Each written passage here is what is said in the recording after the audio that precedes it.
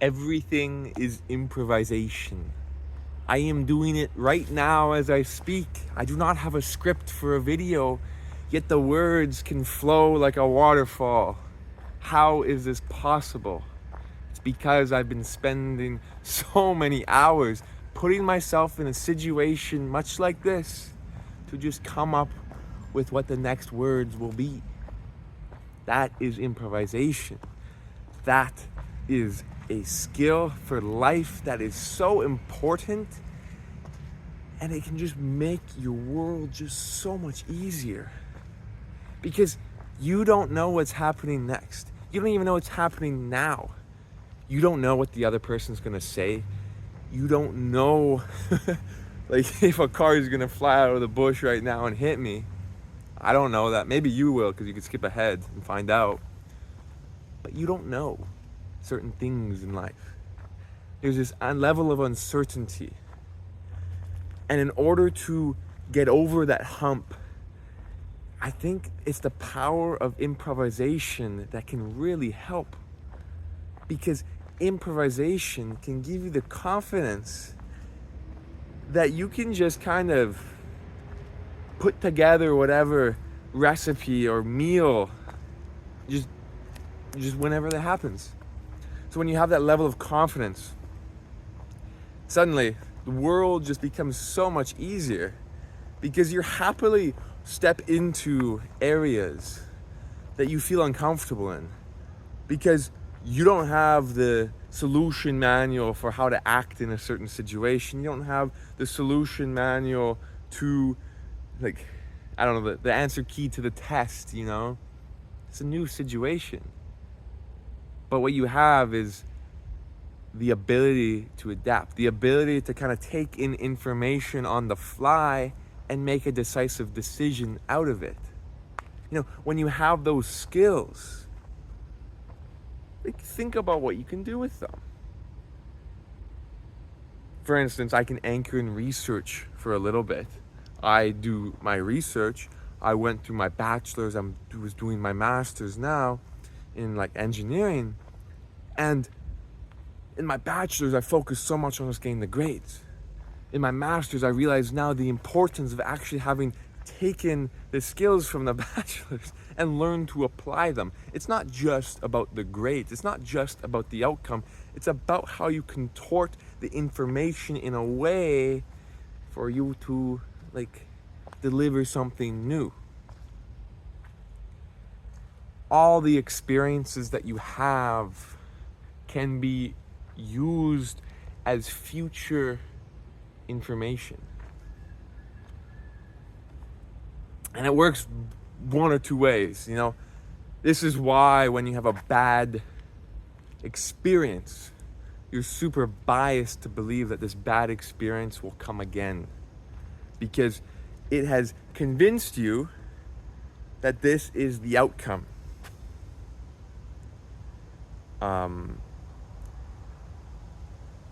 So, I mean, I think the easiest example is like relationships. You go date someone, maybe they're a bad partner. And that actually sets the precedent for what you're looking for in the next partner. It's very counterintuitive, but this is just all you know in terms of what a partner could be. So when they ring close to that bell, it feels like you want to also experience that again. However, the point of improvisation is that you want to experience a vast array of experiences. So maybe you don't just seek out that one type of partner again, but you seek out someone else. So you start to build kind of a repertoire of understanding. And when from that point of view, you're able to much more easily get a read on the situation, step into a different world with more confidence and not being afraid of what's to come next.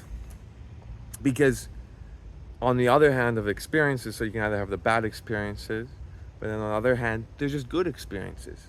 You know, ultimately, you will end up having very positive experiences, and this can actually help bias you and educate you on kind of what's to come next as well. And ultimately, this just feeds into your ability to decide what to do next. And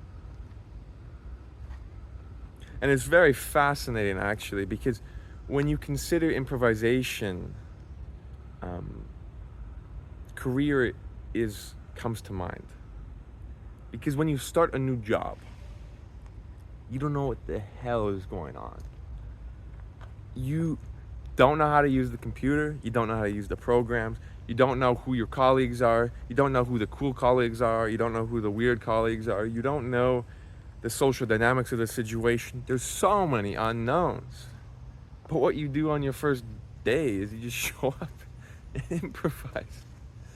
You just kind of act like you know what's going on. And if you don't, you can maybe ask someone and they'll give you a line, and then it helps bias what your next decision is. And suddenly you become a self-sufficient improviser. And you get so self-sufficient to the point that you're running your job a couple months from now. You don't even have to ask questions, because all new fires that arise, you're able to adapt and just fight. So you become very hyper-specialized into this job. And actually, at a certain point, I feel like it almost stops becoming improvisation, because you're so good at making these decisions now. Like, I think improvisation is operating into the realm of uncertainty, but when you build such a concrete understanding of the situations to come, I don't even know if that's improvisation anymore. That's almost like you've developed such a deep brain and intuition that you're just operating. And the interesting part is this improvisational or operating structure in like just a hyper-specialized workplace, is that really adaptable to other experiences? And I don't think it is, because it becomes so narrowly focused with all these variables and parameters just about your job, that same like thought process or structure that you've developed there doesn't fully serve all these other brand new experiences. If anything, it could feel like it goes against them. Like on this channel, for instance, I've talked a lot about my affinity for engineering, but then I've been delving deeper into the artistic or creative aspects of life. There's flavors that are much the same, but some of the thoughts are very, very paradoxical, if you will. They go against each other. So one improvisation framework of engineering is, I guess, improvising towards something that is perfect, if you will.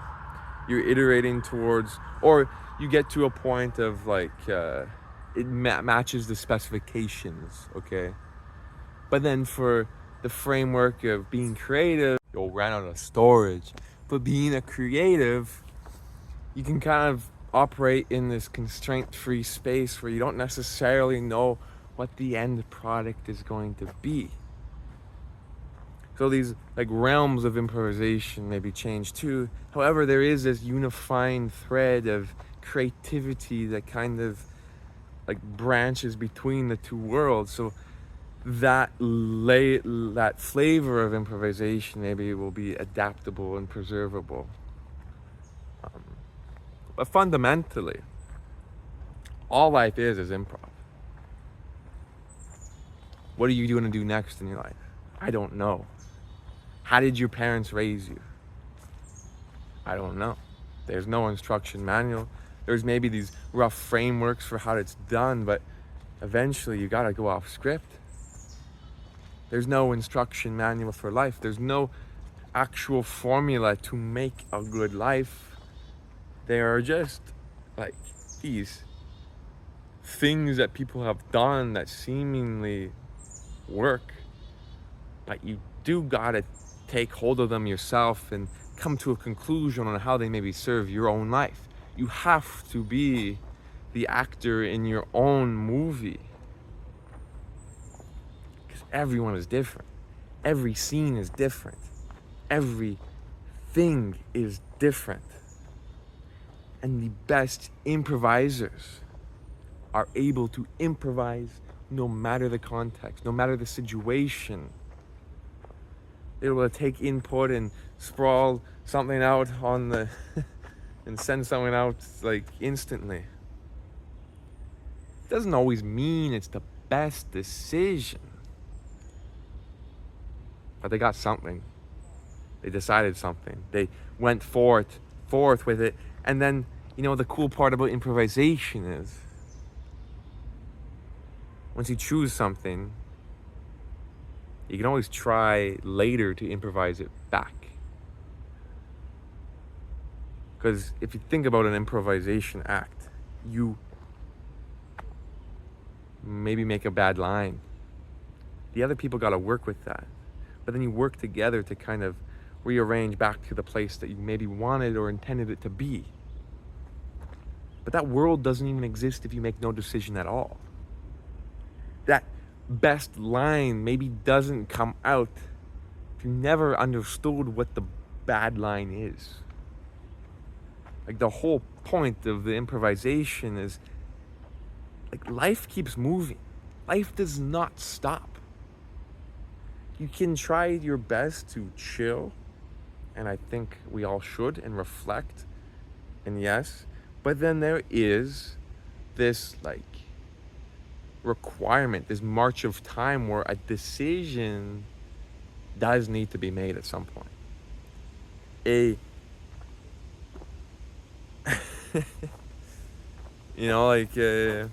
decision in the story needs to be made at some point. There's no getting around it. There is no getting around it. Something will give. You will run out of money. Your housing will disappear. Your circumstances will change. Your parents will move away. Your parents will need you for something. Your girlfriend or boyfriend will leave you. There will be something that changes. And that is a jolt. But that is just what I'm going to say is it fundamentally forces you to react. That is what improvisation is. Reacting. The ability to dynamically react. It's a good skill to have. And you hone it with time. You hone it by doing a diverse array of experiences.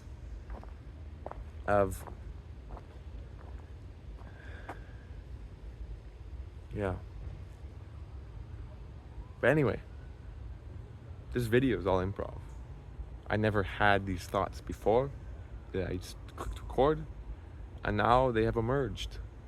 And I think it's a great skill to practice.